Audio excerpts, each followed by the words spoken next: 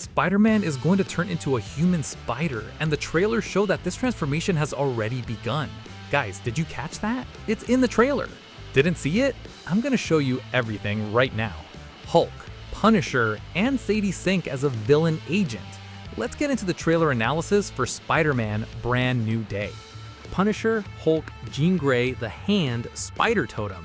Come with me because I brought a ton of clues. But before we start, smash that like button. The most important thing is for you to subscribe to the channel and hit the bell. Peter is still suffering the consequences. So in this first part of the trailer, we have Peter Parker, who is incredibly sad. Actually, the guy is devastated throughout the whole trailer, but here you can see in his eyes how much he misses MJ and Ned. Right at the beginning, when he's sitting there watching Ned's stories, you can see the emptiness he's feeling in his eyes when he jumps off the building. Peter Parker is dead inside right now. Imagine the weight of continuing to be a hero in a situation like this. Next, we see Peter reading a letter he wrote for MJ or Ned. It's hard to tell. A detail in this scene is that the trailer makes a point to show Peter's new web shooter. It looks a bit more rustic to me than the old ones made with Stark tech. The next scene shows Peter at the diner looking like a stalker. All these scenes show this more human side of Peter Parker. You can see it in every detail, in the lines on his face, his messy hair, the bruises on his body. In fact, that scene where he's washing his suit is really good, because he's washing it in secret and all alone. It's all very sad for Peter Parker, but the ironic part is that Spider-Man is doing great. In the following scene, he gets the key to the city. Pay close attention to this scene because Marvel just dropped the biggest spoiler for Daredevil Born Again about Fisk being defeated in the second season. That woman standing with Spider-Man is Sheila Rivera, played by actress Sabrina Guevara. In case your memory is a bit foggy, this woman is Fisk's advisor, but she never really agreed with how he did things. And why is this a spoiler? Well, Fisk has been hunting down masked heroes, the vigilantes. He would never give the key to the city to a Spider-Man. So what happened? The most likely scenario is that the Kingpin was defeated by Daredevil and left City Hall. To me, that's the most obvious takeaway. Daredevil is going to free the city from Fisk, and with that, the city gets a new mayor. I'll make a video explaining this point probably for tomorrow. There's even a chance Fisk gets killed in this next season. But hold on, I'll explain all of that in the next video. Let's stick to the Spider-Man analysis. The memory spell plot hole. So the next scene also caught my attention. MJ and Ned are watching Spider-Man getting the key. It's impossible to know if they know he's Peter at this point in the game, but one thing is a fact. Peter Parker was erased from their minds, but not Spider-Man. They hung out with Spider-Man, they had a moment together in the last movie. So how did this spell erase Peter Parker from their minds? How did they fill in the blanks where Spider-Man was? It's actually kind of funny, right? Because it would be so easy for Spider-Man to explain everything to them.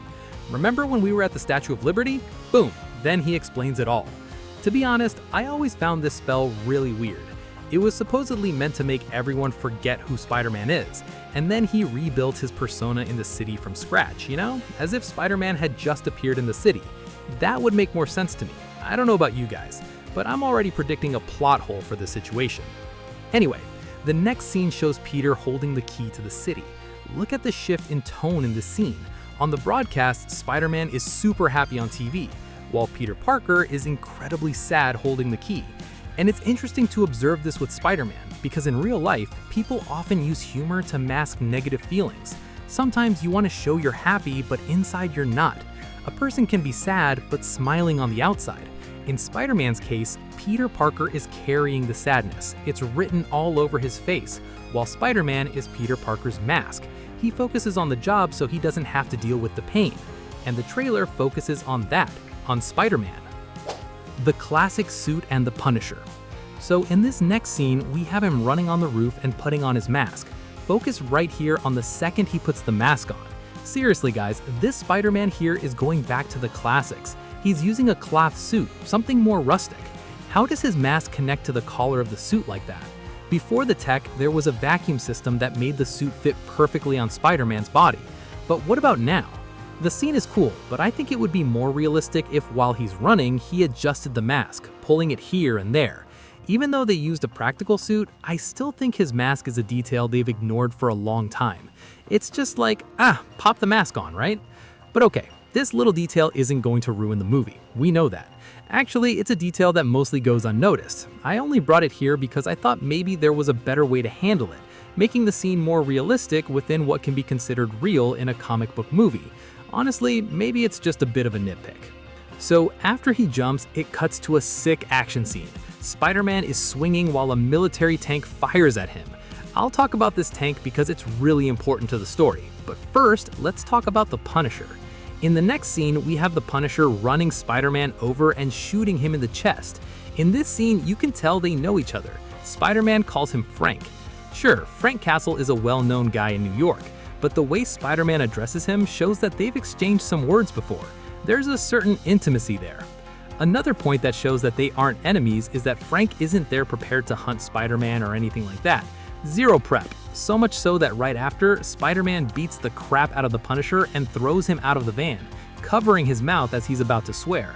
It looks awesome, but I hope the Punisher isn't just an excuse for Spider-Man's little jokes. That's not what the Punisher represents in the comics. I want to see him blasting the Hulk with style, you know? The mutation begins. Alright, the next scene is about Peter's social life. He arrives at a party that seems to be at MJ's apartment. She's there with another guy getting all cozy, and Peter just can't handle it. All of this messes with him psychologically, so much so that in the next scene it cuts to him collapsing in his apartment. It's not clear if his mutation is going to be the problem, or if his emotional state triggered this new mutation phase. You know what I thought? This incredibly difficult, sad moment for Peter Parker might have triggered some survival instinct that forced his powers to evolve. He needs to be so strong that his own body reacted to his own body. It's different from Tobey Maguire's Peter Parker, who lost his powers. Do you remember? He got sad, his life was falling apart, and all that. And the blame was on his double life as Spider-Man. And what did his mind do? It blocked Spider-Man's powers. This could be something similar. But the coolest part of all this is that this stress will push Spider-Man to another level. He's gonna get much stronger and gain new powers. The next scene shows him hanging in a web cocoon in a building, and there he discovers that he now shoots organic webs. The next scene shows Peter going through a scanner to evaluate his body. Right after, he goes to talk to Bruce Banner, who is a professor at his university. This scene might be out of order, but I'm curious to see how Peter is going to reveal that he's Spider-Man to Banner. It's gonna be cool, because I believe it would make sense and Banner would definitely understand the situation. After all, Banner is there wearing that bracelet he created himself to control his transformation into the Hulk, so he gets this side of having another creature inside him. By the way, I have a video coming out where I explain how Banner might be defeated by Sadie Sink's character. Keep an eye on the channel because that video is dropping soon. Go ahead and subscribe, alright? And speaking of Sadie Sink, it's time to talk about her character. The next scene shows a drop of water falling, and then Spider-Man with his hand on his head. This could be two things. Either his senses are getting sharper and causing confusion, or he's suffering a psychic attack. Next, you can see that Peter's apartment is covered in spiderwebs. It's probably his body acting out of control while undergoing the mutation. Banner himself says that his DNA is mutating, and this mutation could be very dangerous. If the DNA is mutating, it could be very dangerous. The Man-Spider leak. So up to this point, everything had been leaked. One of the leaks was that Peter is going to turn into a sort of human spider. This has happened in the comics before, but I believe what many people remember are the old episodes of Spider-Man the Animated Series, which actually featured the Punisher hunting down Spider-Man right after he mutated into the Man-Spider. The focus of this movie is this mutation linked to his emotional state, but the coolest part of this, like I said before, is he's gonna get stronger. The next scene shows him using the organic webs, or at least that's what it looks like. Then he crashes into a water tower. It makes sense because he doesn't know exactly how the new web works yet. On the flip side, what if it's someone else using his body? Someone who possessed Spider-Man's body and is now using his powers for the first time.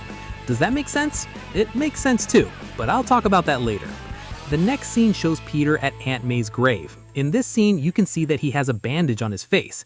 It's what I was telling you guys. This Spider-Man is working overtime and taking a ton of beatings. There isn't even time to heal. It's just one after another. Sadie Sink, Jean Grey, or Dr. Doom's ally? But wait, now it's time to talk about Sadie Sink's character. Could she be Jean Grey? Is she from another universe? The trailer itself doesn't make it clear. I'll talk about this in the next video I'm putting out about her and the Hulk. But the main point here is that she's locked up. Guys, the only hidden mysterious character wearing green tones can only be her. This was all leaked beforehand. In this scene, she's in a glass-protected room inside a larger monitored facility. Let me tell you, this girl came from somewhere else. I think she might have come from the X-Men's Earth, but that's a topic for another video. Her imprisonment reminded me of Black Swan, a Marvel character who came to Earth to announce the end of the world and the incursions, but got locked up in space, protected by glass, just like this. Okay, now for the theory. What if Sadie Sink's character is someone connected to Victor Von Doom? Maybe an alternate Jean Grey who follows Victor Von Doom, Dr. Doom. I'm just throwing this hypothesis out there because there are rumors that we're going to get several people wearing green outfits and masks similar to Dr. Doom's. There's already rumors talking about this. And there's another rumor that this movie takes place during the same time frame as the Avengers Doomsday movie. So it makes sense if Marvel wants to connect it somehow to Avengers Doomsday. And to me, they will try to connect it, so write this down. This character could have a direct link to Dr. Doom, or she might have come from another Earth and been captured by the Department of Damage Control. Damage Control and the runaway tank. The next scene shows an explosion, and if you look closely, this place could be a Department of Damage Control base, with several of their employees and soldiers walking around the parking lot. Remember the military tank Spider-Man was chasing? That tank isn't being driven by a villain, right? It's actually a little old lady driving it. Who is this old lady? It's an ordinary person who was mind-controlled by Sadie Sink's character. It all connects because in the scene where Spider-Man opens the tank, you can see that the person controlling the old lady is jumping from mind to mind. And this person is the invisible threat that Tremel Tillman's character mentions to Spider-Man. Spider-Man will likely chase this tank and end up running into the damage control crew. Sure, Spider-Man is the city's hero. At first glance, those guys will seem like they're on the right side and that there's an uncontrollable villain loose in the city. But the truth is, the department probably imprisoned Sadie Sink's character for some reason, and now she's turning against them. Will she seek revenge or try to fully expose damage control as a corrupt organization? See what I mean? It's very possible. The next scene shows the same person who was imprisoned wearing a hood, possibly recording some kind of threat to broadcast to the city. The hood is so no one recognizes who she is. It could be that Spider-Man helps capture her after she causes destruction in the city. So yeah, the scenes could definitely be out of order in the trailer. The fact is, Sadie Sink's character uses psychic powers. This brings her closer and closer to Jean Grey or some variant of that character. Not to mention that this might be the power used to bring back the Savage Hulk. She might want to control the Hulk, but since the Hulk's mind is hard to control even in the comics, she might just unleash the Savage Hulk once and for all. Scorpion, Pigeons, and Punisher team up. The next frame shows Scorpion, who looks way better than in the leaked images. I dug the character design, you know? What did you guys think of his look in this trailer? Let's chat in the comments. Oh, I don't know if you noticed, but in the next scene in the trailer, Spider-Man using his new powers again and shooting so much web that he actually gets tangled up in his web and gets a bunch of pigeons stuck to him. That was a cool touch. Then the Punisher is back, and here it becomes clear what I said earlier. He and Spider-Man are kind of going to become partners at some point. The Punisher will probably help Spider-Man during this phase when he starts undergoing mutations, maybe offering him shelter. It would be awesome if they recreated the scene where the Punisher saves him and carries him in his arms from Civil War. That would be epic, and it's totally possible to recreate that scene now. Easter eggs and the hand. So the end of the trailer is a mix of random moments. There's Spider-Man with MJ, then there's a scene from the tank chase with Spider-Man changing the tank's path. And I found this scene curious because when Spider-Man crashes into the bus, there's a girl who looks a lot like Rogue from X-Men Evolution. Did you guys catch that?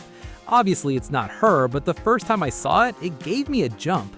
Well, the next iconic scene shows Spider-Man saving a man mid-air in the classic pose from his very first comic book appearance, Amazing Fantasy 15 from 1962. And the coolest part is that the city looks kind of dark here. Could they be showing what Spider-Man was doing when the Void almost swallowed New York? That would explain Yelena Belova's presence in the movie. To me, it makes a lot of sense to show that Spider-Man wasn't just sitting around during the Sentry's attack. He was saving everyone there, right? And there are more villains. Boomerang appears fighting Spider-Man on top of a building. Boomerang first appeared in a Hulk comic. What caught my attention the most is that this scene of Boomerang with Spider-Man is a direct homage to the cover of The Amazing Spider-Man number 345 from 1991. It's practically the exact same scene, and they did the same thing with Tarantula, who appears next fighting Spider-Man on a boat. That frame references the comic The Amazing Spider-Man number 134 from 1974. So at the end of the trailer, there's a Spider-Man fighting the hand ninjas in some kind of prison. But who are these ninjas? Well, for those who don't remember, the Hand is a criminal organization that has existed for hundreds of years in Marvel. And it's awesome to see they're back because they were defeated by Daredevil and the Defenders in the Netflix series. They were defeated, but now they're back. These villain scenes will probably serve to show what Spider-Man is doing during this time between movies. The lingering question is, how did Peter Parker end up in a prison with the Hand, and why is he maskless? It's impossible to know yet, but in this same scene, there's a random moment that focuses on Spider-Man's eyes, which turn pitch black. Guys, this could be two things. He might have been dominated by the mysterious mind-controlling villain, or more likely, he is going through the mutation from man to spider. The black eyes might just be the beginning.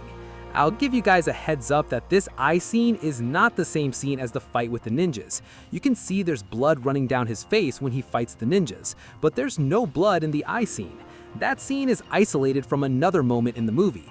Now, about the scene where he breaks the sword, I thought it was kind of lame. It's Spider-Man, guys. He could have done a zillion cooler things. Anyway, there's another scene of him fighting a hand ninja, and this scene also reminded me of a comic book cover. But not a Spider-Man cover, a new Avengers cover from issue number 27 from 2004. What do I make of this? Well, maybe Spider-Man's transformation is somehow connected to the fact that he's a Spider-Totem. But what is that?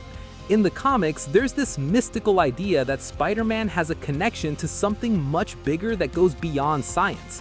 Basically, all Spider variants are part of a greater connection called the Web of Life and Destiny that connects all Spider-Totems across the entire multiverse. It's very complex. There are a lot of stories around this in the Spider-Verse, but the point is that maybe Marvel and Sony want to bring this concept to the big screen, maybe to connect Tom Holland's Spider-Man to the Spider-Verse. Besides that, this scene also heavily resembles a panel from the Wolverine comic by Frank Miller.